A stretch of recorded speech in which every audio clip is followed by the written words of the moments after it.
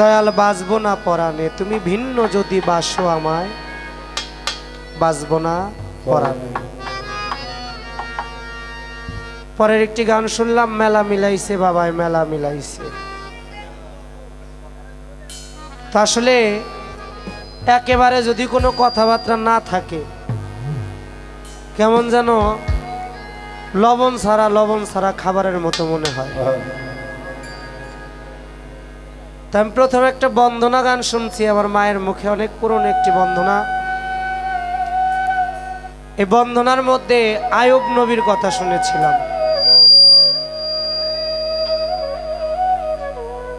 আয়ুব নবীর স্ত্রী রহিমা বিবি তার সেবা করেছে, খ্যাতমত করেছে। তা আমি ওইখান থেকে একটু খোসা মাইরা যাই। আয়ুব নবীর যে কুষ্ঠ রোগ হয়েছিল, এই কুষ্ঠ রোগ থেকে আল্লাহ দুইটা জিনিস সৃষ্টি করেছে। ওই সৃষ্টি দুইটা এখনো আছে, কিয়ামত পর্যন্ত থাকবে। একজন নবীর রোগ থেকে দুইটা জিনিস সৃষ্টি করেছে। এটা ওই সময়ে ছিল, এখনো আছে, কিয়ামত পর্যন্ত থাকবে। মায়ের মাথাটা একটু পরীক্ষা করি, পরীক্ষা করতে করতে তো এই পর্যন্ত আইছি, পরীক্ষার তো শেষ নাই। তো মা একটু বলবেন সেই জিনিস দুইটা কি আমাদের মানুষের খুব কাজে লাগে, একটু বলবেন। পরের গানটি শুনলাম, মেলা মিলাইছে। মায়ের কাছে একটু বুঝতে চাই, এখানে তো গানের মেলা, অনেক জায়গায় রাস মেলা মিলে না সনাতন ধর্মে, আবার বৈশাখী পূজার মেলা মিলে। আমরা এসি দয়ালের মেলায়, পৌষ মেলা মিলে, ফাল্গুনি মেলা মিলে, হ্যাঁ কত মাঘী পূর্ণিমা মেলা মিলে। আমার মা একটু যদি বলে, পৃথিবীতে সর্বপ্রথম এই মেলাটা কোথায় মিলছে? এবং মেলার মধ্যে অনেক কিছুই উঠে। মেলা কিন্তু শুধু শুধু হয় না, তাই না? যদি তরিকত জগতের মেলা বলেন, তাহলে এই ওরস মাহফিলের সর্বপ্রথম মেলাটা কবে থেকে শুরু হয়েছে, কার মাধ্যমে শুরু হয়েছে, এবং তিনি আমাদের মাঝে যে মেলাটা রাখলো, এটা কি কোনো তরিকতের ধারাবাহিকতা, না এটা ভিন্ন কোনো বিষয়? একটু দয়া করে বলবেন। মেইন ভোকালটা কমে কেন?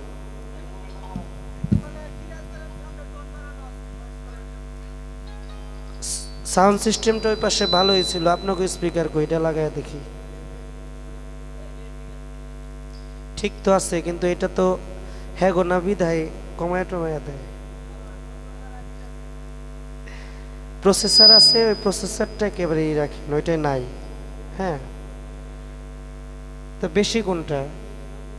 আমারটাই বেশি। হায় আল্লাহ। তো আমার মায়ের যেখান থেকে গান, আমি সেখান থেকে একটি গান আমার দাদাগুরু জ্ঞানের প্রদীপ সাধক রজ্জব আলী দমন আল চিস্তি নিজামি, তার লেখা একটি কালাম আমি রাখবো। তারপরে যদি কেউ গুরুর চরণে পূর্ণাঙ্গভাবে সমর্পিত হইতে পারে, তার আর ভয় থাকে না, তার কোনো সমস্যা থাকে না, জন্ম মৃত্যু জরা ব্যাধি তার কোনো কিছুতেই স্পর্শ করতে পারে না, যদি গুরুর দয়া কারোর প্রতি হয়। আর সময়টা চলে গেলে গুরু ভজনটা আর হয় না। সময়ের সাথেই সম্বন্ধ করে মানুষের চলতে হয়। তাকে পাইতে গেলে, তাকে জানতে গেলে, তাকে বুঝতে গেলে অবশ্যই একজন কামেল মোকাম্মেল ওলি আল্লাহ পীর মুর্শিদের কাছে যাইতে হবে। আর যদি কেউ একবার আমৃত্য শূন্য হয়ে যায়, তবে সে পরিপূর্ণ হয়ে যায়। তার জন্ম মৃত্যু জরা ব্যাধি কোনো কিছুতেই স্পর্শ করতে পারে না। সেখান থেকে এই গানটি রাখবো আমার দাদা গুরু জ্ঞানের প্রদীপ সাধক রজ্জবালী দনাল চিস্তি নিজামী তার লেখা এই গান। কারণ জ্ঞানে হয় আউলিয়া, অজ্ঞানে দেউলিয়া। জ্ঞান যার নাই তার কোনো সাধন ভজন নাই। আবাদতের মূলটাই হলো আদব, আদব যার নাই তার কোনো আবাদত নাই। তাই গানটা একটু লক্ষ্য করে শুনবেন।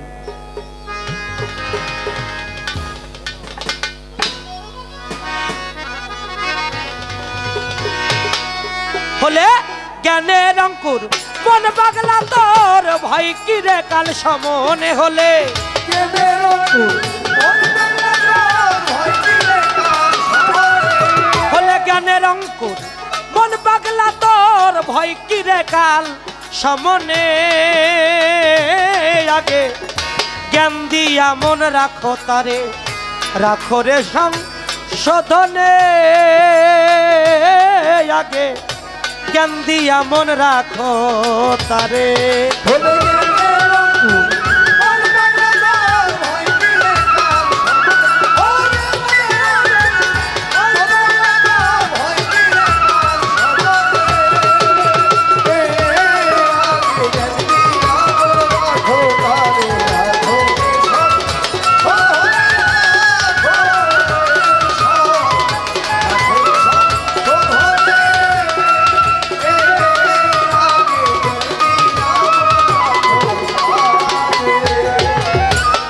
তত্ত্ব সত্যময় হইয়াছে যা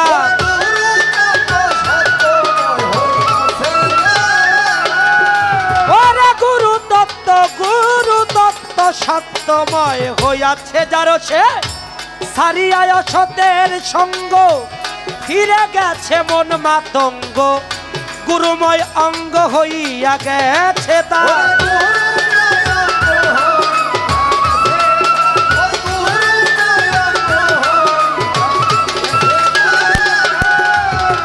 ছাড়িয়া সতের সঙ্গ ফিরে গেছে মন মাতঙ্গ গুরুময় অঙ্গ হইয়া গেছে তার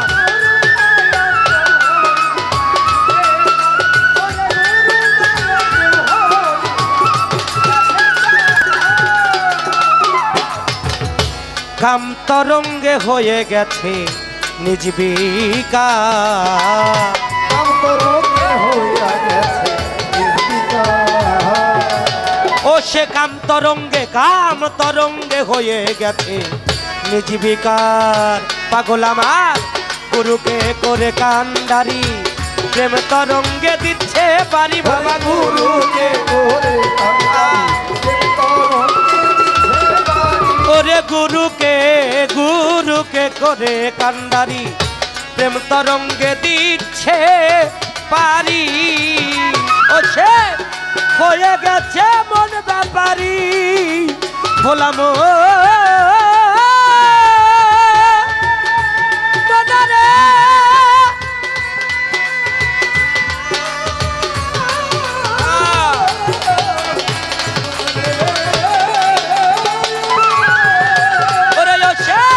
হয়ে গেছে মনে ব্যাপারি সৎ জ্ঞানে সুসাধনে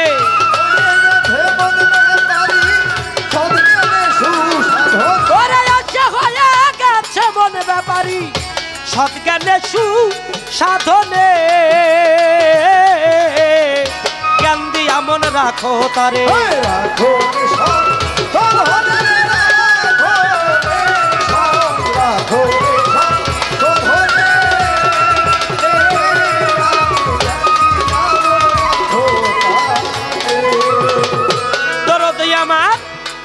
তখন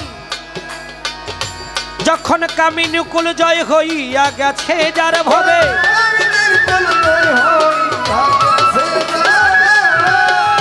ওরে কামিনীকুল জয় হইয়া গেছে যার সাধন দেশে করে তন্ন নিজের খণ্ড ভাণ্ড করে পূর্ণ অখণ্ডকে করে নিছে অধিকার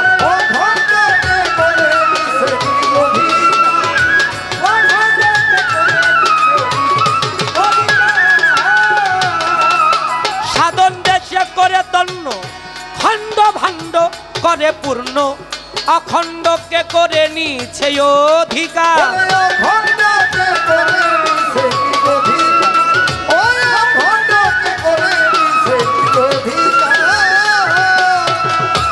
সর্বদা স্বাধীন দেশে বসতি তার।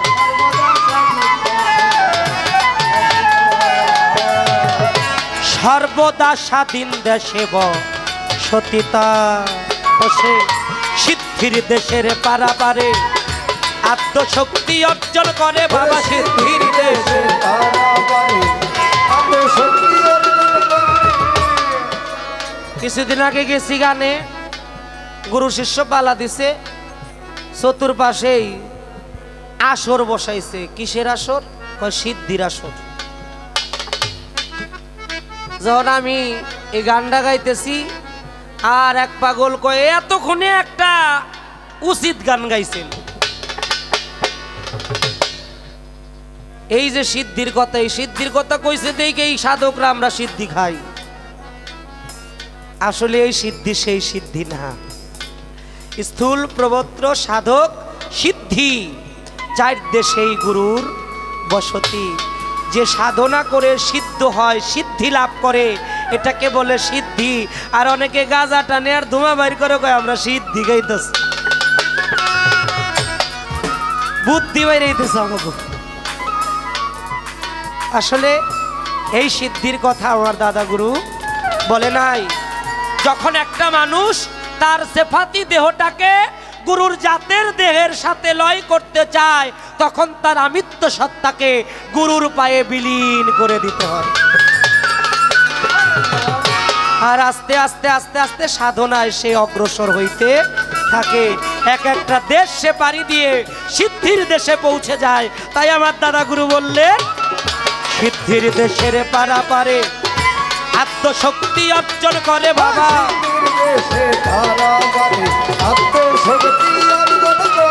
সিদ্ধির দেশের পারাপারে আত্মশক্তি অর্জন করে। পরমে জীব মিশতে পারলে কাজ কিরে তার সাধনে।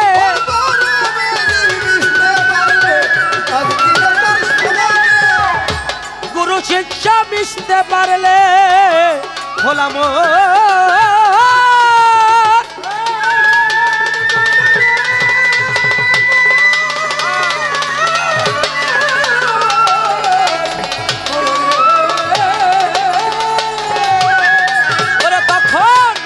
পরমে জীব মিশতে পারলে কাজ কিরে আর সাধনে।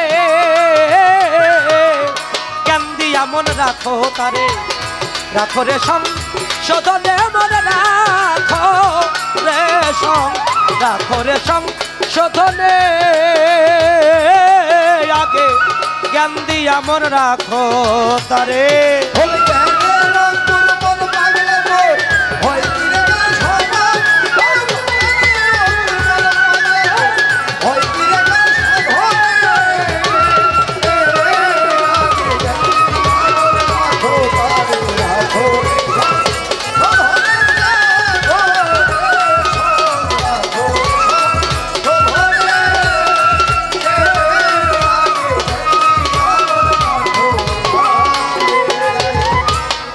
তখন পরমে জীব এমনি ভাবে হয় মিলন।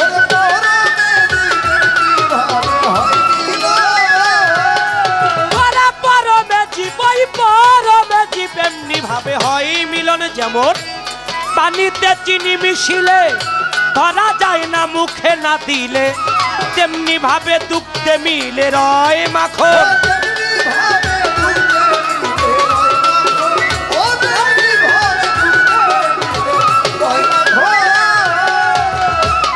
যেমন পানিতে চিনি মিশিলে ধরা যায় না মুখে না দিলে, তেমনি ভাবে দুগ্ধে মিলে রয়ে মাখন।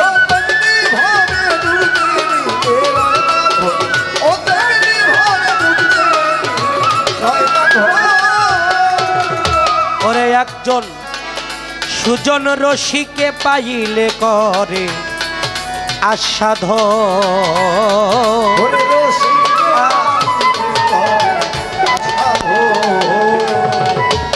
রসিকে পাইলে করে আস্বাদ। যদি কারো ভাগ্যে ঘটে ওটা দিলেই মাখন ওঠে। যদি কারো ভাগ্যে ঘটে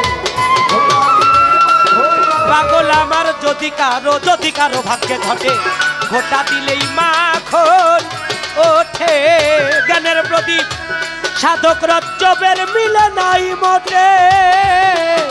ভোলা মন মনরে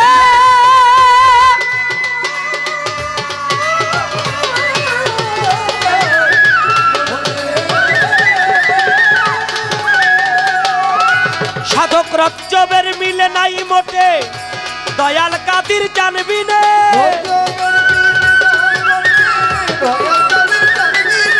সাধক রজ্জবের মিলে নাই মোটে। দয়াল কাদির জানবি নে আগে জ্ঞান দিয়া মন রাখো তারে।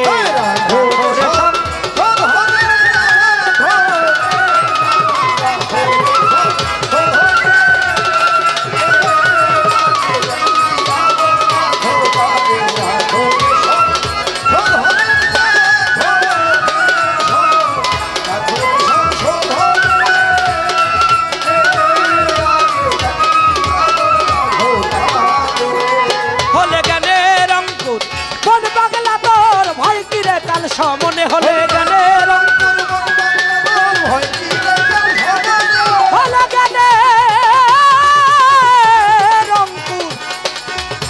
অঙ্কুর মন পাগলা তো জ্ঞানের অঙ্কুর।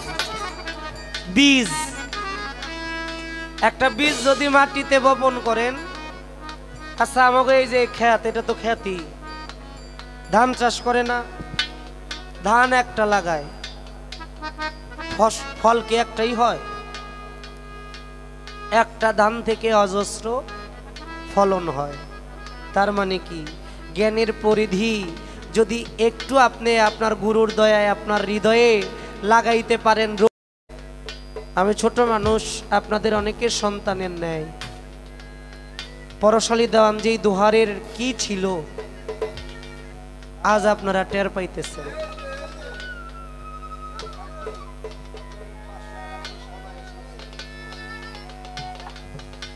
আমার বন্ধু, আমার একেবারেই ল্যাংটাকালের বন্ধু, একসাথে আমরা চলতাম। আমার দয়ালের একটি তৃতীয় ছেলে, তৃতীয় নাম্বার আলমগীর দেওয়ান, আমার বন্ধু স্বপন, আমি, আরও একটা বন্ধু আমার চলে গেছে প্রবাসে, আসিফ, আমার পরশচাঁদের পুত্রা হয়। আমরা একসাথে চলতাম ছোটবেলায়। আজকে আমার বন্ধুটা খুব ভালো আছে, মালিক তাকে ভালো রেখেছে, তার যিনি সহধর্মিনী। প্রবাদে একটা কথায় বলে, সংসার সুখের হয় রমণীর গুণ। একটা হলো স্ত্রী, যে স্ত্রী হলো পুরুষের মন ভাঙার মিস্ত্রি। আর একটা হলো অর্ধাঙ্গিনী, আপনার সাথে সে সম ভাগ নিবে। আপনি ভালো থাকলে ভালো, আপনি মন্দ থাকলে মন্দ, সম ভাগ নিবে, কে বলে অর্ধাঙ্গিনী। আর একটা হলো সহধর্মিনী, যে ধর্মের পথে আপনাকে সহায়তা করবে। আমার দয়াল নবীর 13 থেকে মতান্তরে 14 জন বিবি ছিল, তার মধ্যে মা খাদিজাতুল কুবরা। আমার দয়াল নবী জাওয়ালে নূর পাহাড় 4500 ফিট উপরে একটা গুহা, গুহাটার নাম হলো হেরা গুহা। ওখানে আমার দয়াল নবী ধ্যান করত, আর মা খাদিজা সেখানে খাবার নিয়ে যাইত। একটু চিন্তা করেন তো, 4500 ফুট উপরে, 4500 ফিট উপরে এখানে গিয়ে মা খাদিজা খাবার দিয়ে আসতো। আমার মাওলা আলী সহযোগিতা করত। তা আমি মা বোনদেরকে বলে যাব, ইউটিউব চ্যানেল আছে, সোশ্যাল মিডিয়ার মাধ্যমে, আল্লাহ যদি বলতো আমার পরে তোমরা কাউকে সেজদা করো, তাহলে নারীদেরকে প্রথম আল্লাহ বলতো তোমরা তোমাদের স্বামীকে সেজদা করো। তাই আমার মা বোনরা যারা আছেন, স্ত্রীও না, অর্ধাঙ্গিনীও না, যদি পারেন একজন সহধর্মিনী হয়েন। আর আমার বন্ধু খুব ভাগ্যবান, তিনি একজন সহধর্মিনী পেয়েছে। আমার বোন কাকলি, তিনি আমাকে 500 টাকা দিয়েছেন, তার প্রতি আমি সালাম রাখি। সাথে আমার সহশিল্পী যারা আছে তাদেরকেও 100 টাকা দিয়ে, অনেকগুলো টাকা দিয়েছেন। আর আমার বাবা গোলাম মঈনুদ্দিন দেওয়ানকেও 100 টাকা দিয়েছেন, ধন্যবাদ। গানটা একটু লক্ষ্য করে শুনবেন, সকলের প্রতি আহ্বান।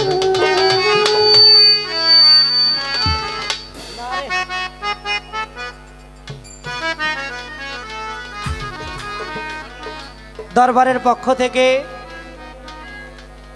আমার দরদি ফকির খোকন ফকির তিনিও 200 টাকা দিয়েছেন, তার প্রতিও ভক্তি শ্রদ্ধা, ধন্যবাদ। ইয়া গরিব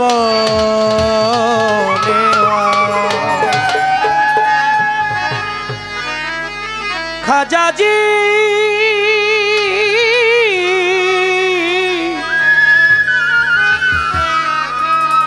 गरीब नेवा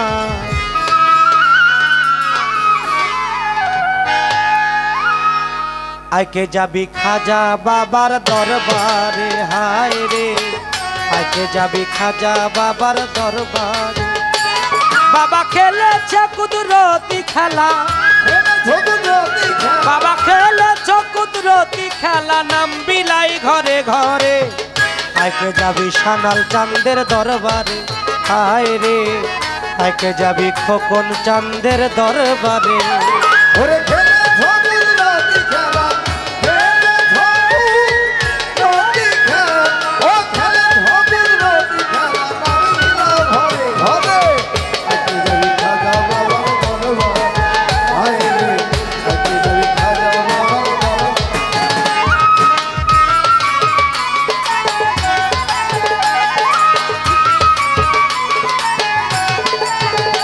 खाजा तोमार नामे एत मधु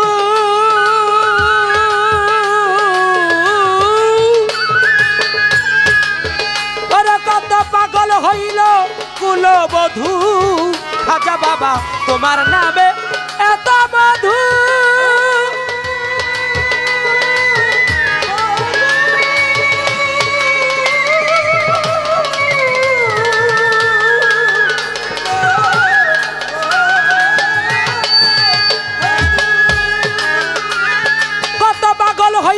कुलबधू और फकीर दरवेश बादशाह साधु फकीर दरवेश बादशाह साधु ओई नामेरी गान करे आइके जाबी खाजा बाबार दरबारे हाय रे आइके जाबी दयाल खाजार दरबारे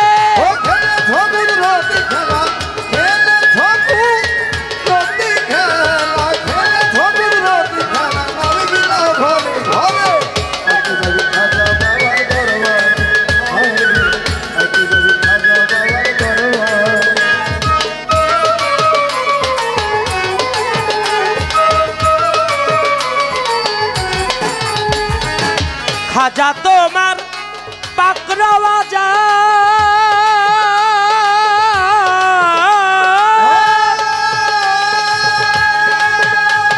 ओरे जाया जदि केउ किछु चाय आमार खाजा बाबार पाकरावा जा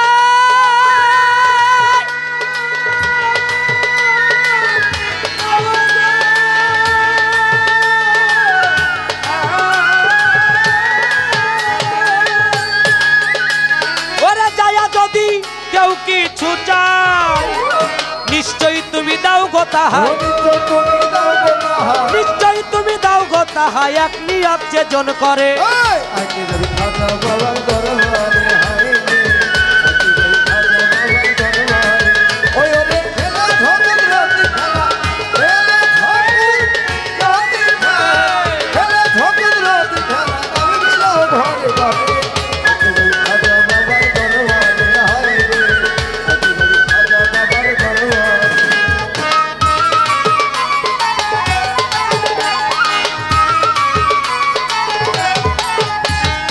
गाइब की तोमार नामेर गान गरीब नवाज गरीब गरीब नेवा खाजा जी गरीब नेवा आमी गाइब की শান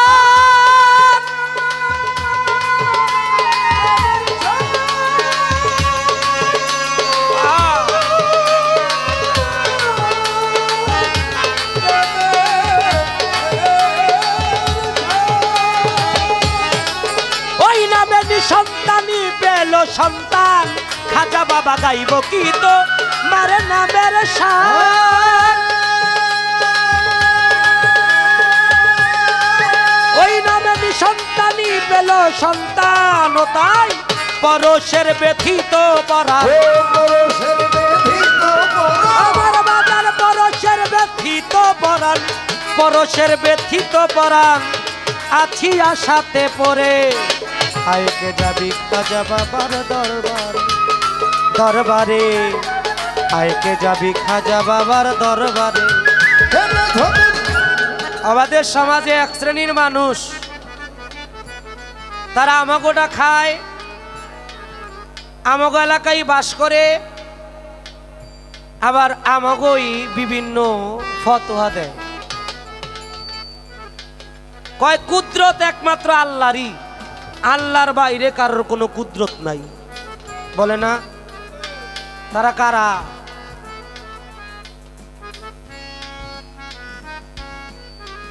আমার দয়াল পরস্তানদের বাড়িতে এসে একদল কইতেছে গান বাজনা হারাম, আপনি গান করেন কে? এক কম বয়সী ছেলে কয় কে কইছে তোমারে? কয় ওই যে চোখ কালা টুপি মাথায় ওই হুজুরে কইছে, বড় হুজুর। আমার রাসূল পাক সাল্লাল্লাহু আলাইহি ওয়াসাল্লাম বলেছেন কিয়ামতের পূর্বে এমন একটা সময় আসবে মানুষ আগুন হাতে রাখতে পারবে কিন্তু তার ঈমান নিয়ে আসে কবরের মধ্যে আসা মুশকিল হয়ে যাবে। অনেক কিছু চোর থাকে, বর্তমান বাইরে এসে ঈমান চোরের দল। তারা আমার নবীর নামে দরুদ কিয়াম ভালোবাসে না, আমার নবীকে বলে আমাকে বড় ভাইয়ের সমতুল্য, জোরে একবার বলবো নাউজুবিল্লাহ। কয় আমার নবী মারা গেছে, নাউজুবিল্লাহ। আমার নবীকে তারা সম্মান করে না, নবীকে নূরের নবী বললে তাদের গায়ের মধ্যে আগুন জ্বলে। তারা আমাদের সমাজই থাকে, আমাদেরটাই খায়, আমাদেরটাই পরে, কিন্তু এত সূক্ষ্মভাবে আমাদের ঈমানটা চুরি করতেছে। আল্লাহর মহব্বত থেকে, অলি নবী রসুলের মহব্বত থেকে, অলিয়া উলিয়ার মহব্বত থেকে, মূলত যেই ধর্ম, এই ধর্ম থেকে আমাদেরকে অনেক দূরে ফেলে দিয়েছে। কয় অলি আল্লাহরা কুদরত জানে না, তাদের কোনো কুদরত নাই। আমার একটা কথা মনে পড়েছে, গানটা চলাকালীন আমার প্রাণপ্রিয় দরদি কাজলি আপা, দরদি আমাকে 1000 টাকা দিয়েছেন। এর আগেও আমার কাজলি আপার সাথে যারা আসছে তারাও অনেকগুলো টাকা দিয়েছেন। আমার খোকন ফকির ভাই, অনেকে অনেক টাকা দিয়েছেন। আমি ভক্তি রাখি সকলের প্রতি।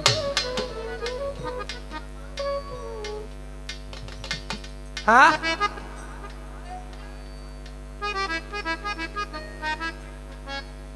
ও ভাইজান হয়, ভাইজান হয়, ঠিক আছে ঠিক আছে।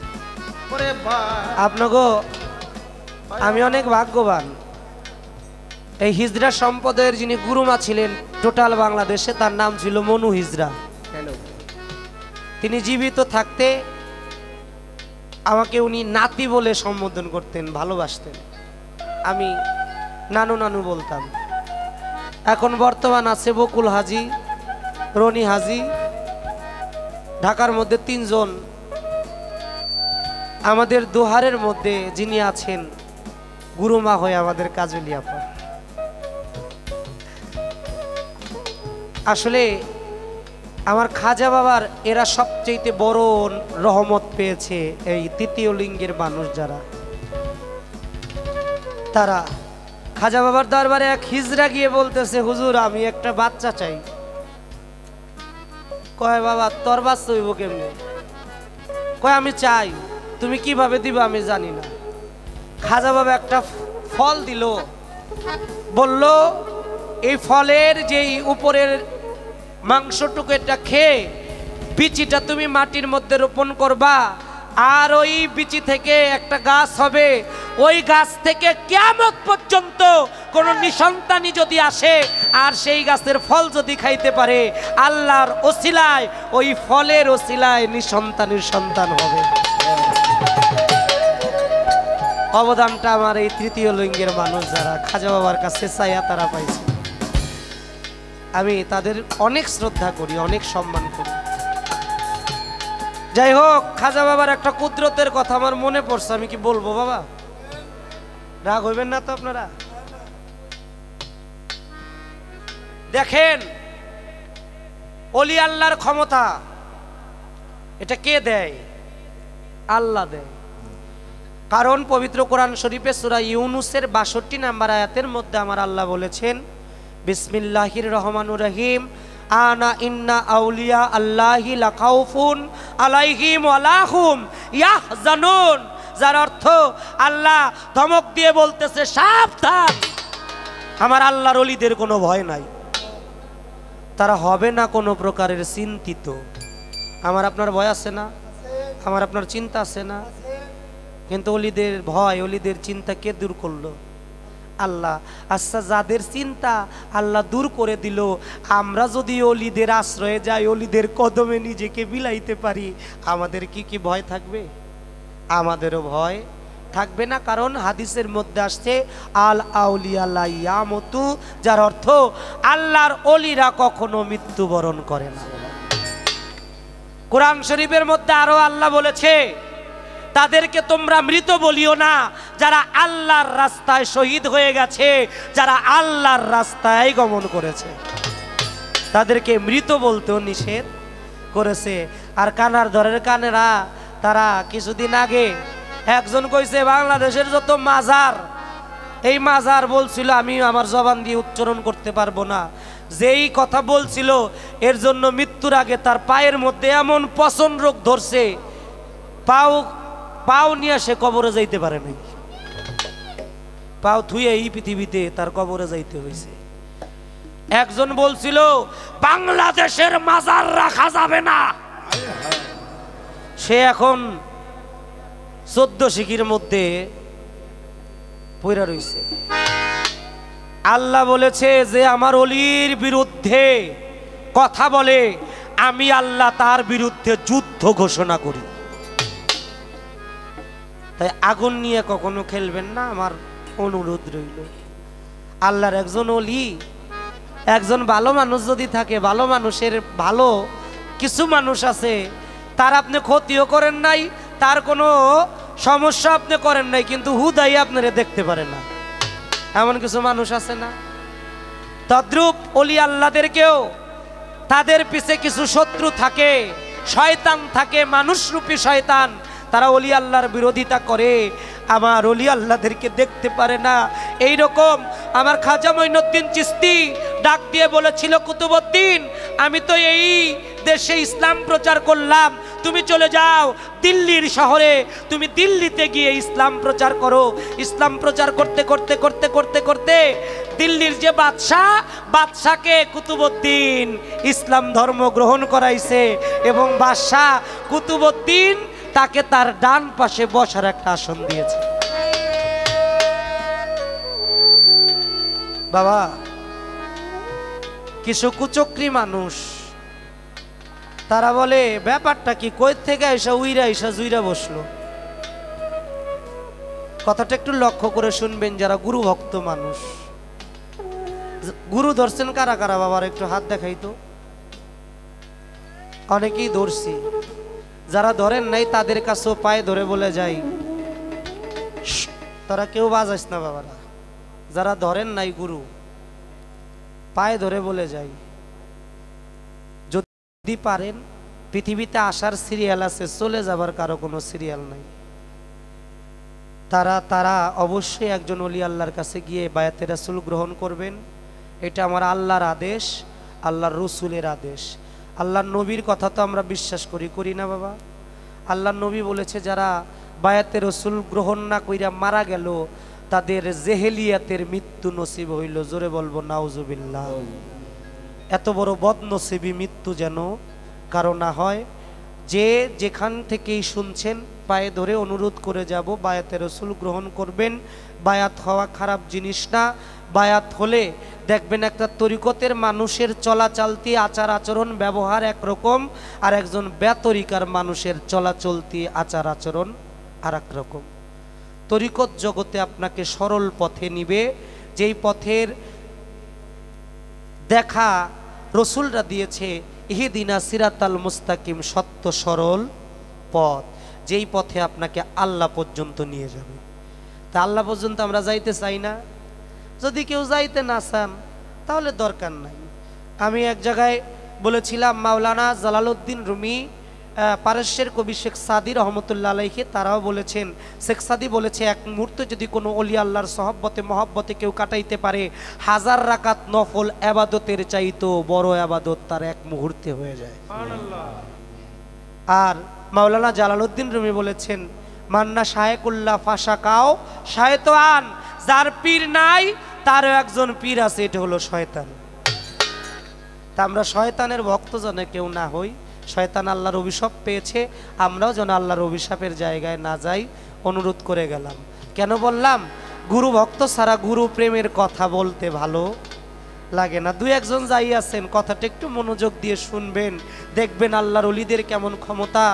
নিজামুদ্দিন আউলিয়া শেখ কুতুবউদ্দিন আউলিয়ার পিছে কয়েকজন লেগে গেল, কয়েকজন মৌলবী টাইপের মানুষ, নামাজ রোজা পড়ে, কপালে নামাজের দাগ, তারা লেগে গেল কুতুবউদ্দিনের পিছে। আর একটা নিষিদ্ধ পল্লীতে গিয়ে একটা মহিলাকে তারা ভাড়া করলেন। মহিলাটা ছিল গর্ভবতী, 5 মাসের অন্তঃসত্ত্বা। ওই মহিলাকে ভাড়া করলেন, আরো বললেন, তুমি যদি বাদশার সামনে যাই এই কথাগুলো বলতে পারো, আরো পুরস্কার তোমাকে দেওয়া হবে। কি বলবা?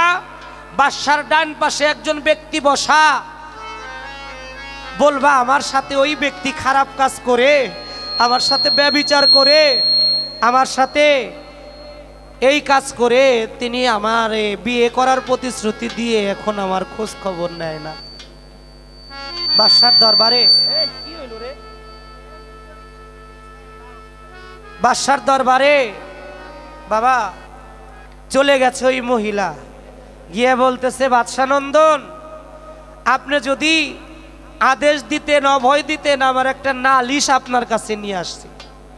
বাদশা বলে, কি? কয়, আমার ভয় করে আপনি যদি রাগ হন। কয়, না, তুমি নির্ভয়ে বলো। কি বলবো বাদশা? লজ্জার কথা, নারীরা তো ইজ্জতের কথা কারো কাছে বলতে পারে না, কিন্তু আমি নারী এমন একটা জায়গায় পড়েছি, আমি না বললেও পারতেছি না বাদশা, আপনি আমাকে ক্ষমা করবেন বাদশা। আপনার ডাইন পাশে যেই মানুষটা বসে আছে, এই মানুষটা আমাকে বিয়ে করবার প্রতিশ্রুতি দিয়ে আমার সাথে প্রেম করেছে, আমার বাড়িতে যাওয়া আসা করেছে, আমার সাথে মেলামেশা করেছে, আর মেলামেশার ফসল স্বরূপ আমার এই বাচ্চা গর্ভের মধ্যে। ও বাদশা, আমি আপনার কাছে ন্যায় বিচার চাই। আচ্ছা বাবা, কোন ভক্ত যদি তার গুরুর সম্বন্ধে এইরকম কথা শুনে, কোন সন্তান যদি তার বাবার সম্বন্ধে এই কথা শুনে, সে সন্তান কি আর ঠিক থাকতে পারে? বাদশা না মাথাটা নিচু করে বলতেছে, কি বলো তোমরা? না, এটা হতে পারে না, আমার মুর্শিদ এমন কাজ করতে পারে না, এটা হতে পারে না। কয়, না বাদশা, বিশ্বাস করেন, আমার কি বলবো আপনাকে, একটা নারী তার ইজ্জত নিয়ে কখনো মিথ্যা বলে না। বাদশা, উনি আমার সাথে এই কাম করছে। বলতেছে, কি তোমার সাথে এই কাজ করছে? তোমার কি কোনো সাক্ষী আছে, প্রমাণ আছে? কয়, হ্যাঁ বাদশা, ওই যে 10 জন মৌলবী টাইপের মানুষ, তাদেরকে দেখায় দিচ্ছে যে হুজুর এরা আমার সাক্ষী। বাদশা বলে, তোমরা কি দেখছো? কয়, হুজুর কি কমু, এই কাম তো আর দেখা যায় না, এই কাম তো খোলামেলা করে না কেউ, কিন্তু এই লোকটা ওই মহিলার বাড়িতে যাওয়া আশা করতো, এইটা আমরা দেখছি। আর কি সাক্ষীর দরকার আছে? বাদশা বলতেছে, আমার ন্যায় বিচার করতেই হবে, বাদশার আসনে আমি বসা। গুরুকে বলতেছে, আপনি আমার অপরাধ ক্ষমা করবেন, আপনার কি কোনো সাক্ষী আছে? দুইটা চোখের পানি ছেড়ে দিয়ে বলতেছে, আমার কোথায় সাক্ষী পাবো? আমার তো কোনো সাক্ষী নাই, আমি কোথায় সাক্ষী পাবো? বাদশাহ বলল, আগামী শুক্রবার জুম্মার নামাজের পরে কোমর পর্যন্ত মাটির মধ্যে আপনাকে গেড়ে পাথর মেরে মেরে আপনাকে হত্যা করা হবে। বাদশার নির্দেশ হয়ে গেল। শুক্রবার আসছে, ডাইকা ডাইকা বলতেছে, আপনি আমার মুর্শিদ, আপনাকে নূরে মুজাচ্ছাম জানিয়া, আপনাকে ওলি আল্লাহ মানে, আপনাকে হোকাল পরকালের কান্ডারি ভেবে আপনার চরণে বায়াতে রসুল গ্রহণ করেছি, আপনার হাত ধরে কালেমা পাঠ করেছি, আপনার মাধ্যমে আল্লাহ রাসূলকে চেনার চেষ্টা করেছি। আপনি বলেন একটা বারের জন্য আপনার কি কোনো সাক্ষী প্রমাণ আছে? দুইটা চোখের পানি ছেড়ে দিয়ে বলতেছে, আমার একজন সাক্ষী আছে। যুবক ভাইরা, এই যে পাশে থেকে, আমার একজন সাক্ষী আছে, কিন্তু 450 মাইল দূরে থাকে। তিনি আমার মুর্শিদ, তিনি আমার দয়াল। আবার খোকন ফাকির ভাই বলেছিল, ভাই নতুন বাড়িতে যামু, রোশ করার ইচ্ছা, আমি কি করতে পারবো? আমি বলেছিলাম, আপনি সানাল বাবাকে ভালোবাসেন, আপনি আবুল চানকে ভালোবাসেন, মনির চানকে ভালোবাসেন, আপনার এত রোশনিয়া মাথা ব্যথা কেন? দেখবেন যারটা সেই করবে।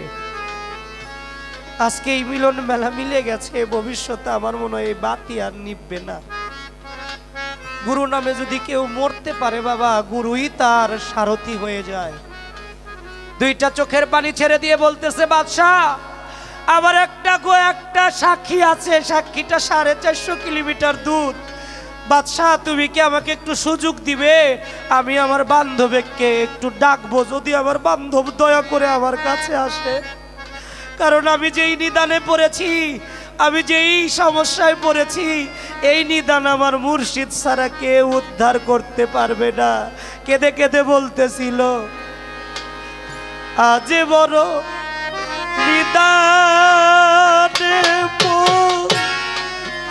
প্রিয় ডাকি মুর্শিদ, রহিলা কোথায় রে দয়াল চাঁদ? আজ বড় নিদানে প্রিয়া ডাকি পরশ্চাৎ, রজ্জব চান সানাল চান আমার, রহিলা কোথায় রে সালাম চান? আজ বড় নিদানে প্রিয়া ডাকি দয়াল, রহিলা কোথায় রে দয়াল চান আমার? তুমি রহিলা কোথায় রে দয়াল চান আমার? ও দয়াল রে,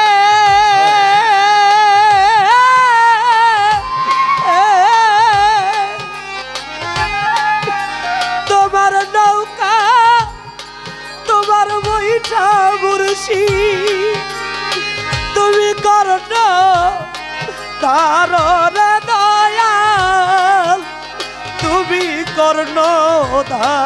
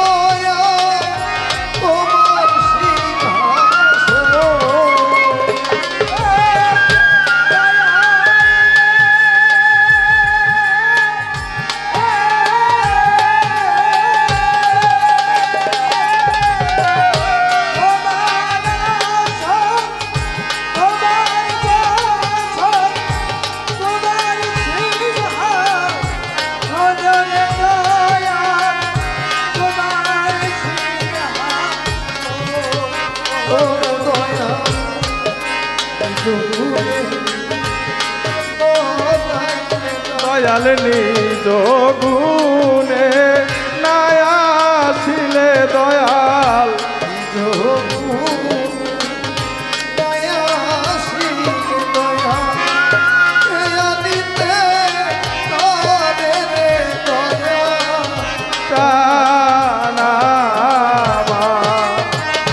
আজ বড় নিদান পড়িয়া ডাকি দয়া রহিলা কোথায় রে দয়াল চা আমার তুমি রহিলা কোথায় রে সোনাল চা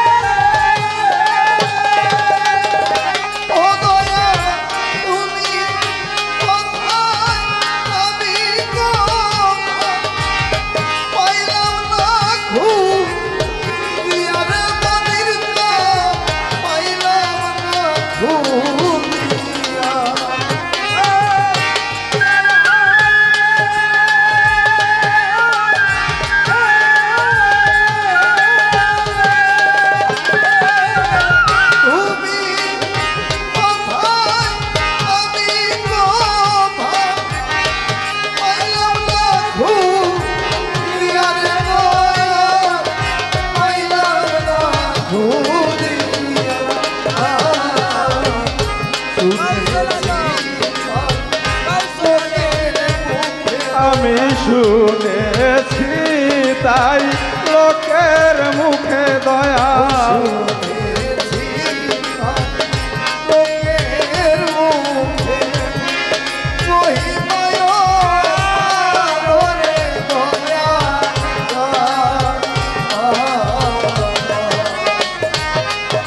খাজা বাবা আমার নাইকো মাতা নাইকো পিতা কুতুবউদ্দিন কেঁদে কেঁদে বলে আমার নাই রায় জোরের ভাই এই নিদান কালে ও দরদি তুমি সারা আমার বান্ধব কেহ না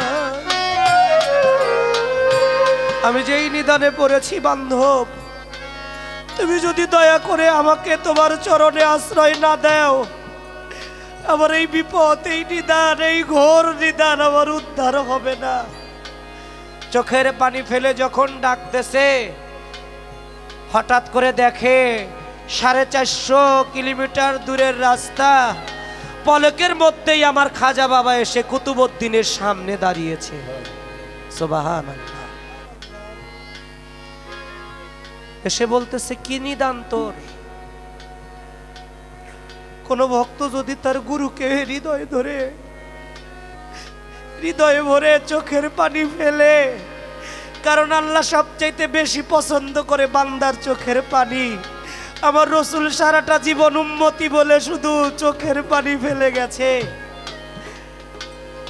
কোন ভক্ত যদি দয়ালকে চোখের পানি ফেলে ডাক দেয় দয়াল তো পাশান না রে যেখানেই থাকুক ভক্ত দয়াল তার নিদানে গিয়ে সাড়া দেয় দিয়ে আমার ভক্ত আমি কি তোকে সাড়া না দিয়ে পারি রে বলতেছে কি নিদান আসছে তোর কয় বাবা দেখো এই যে মহিলা সে আমাকে বলে আমি তার সাথে নাকি ব্যভিচার করেছি আমার বাচ্চা নাকি তার গর্ভে তার 10 জন সাক্ষী আছে বাবা আমার তো কোনো সাক্ষী নাই আমার তো সাক্ষী তুমি বলো আমি কি এমন কাজ করতে পারি বাদশা বলে আমার বাদশাকে আমার খাজা বাবা বলে আমার কুতুবউদ্দিন এই কাজ করতে পারে না বাদশা বলে তার তো সাক্ষী আছে আপনার তো কোনো সাক্ষী নাই কয় কেন সাক্ষী নাই অবশ্যই সাক্ষী আছে কে সাক্ষী দিবে কয় কেন সাক্ষী দিবে এই মহিলার গর্ভের বাচ্চা কয়ে মাত্র 5 মাসের অন্তঃসত্ত্বা মাত্র পঞ্চআত্মা ফুটেছে বাচ্চার এই বাচ্চা সাক্ষী দিবে কি করে কয় অবশ্যই আল্লাহ চাইলে সবই সম্ভব। আমার খাজা বাবা শাহাদাত আঙ্গুল দিয়ে সারা দিয়ে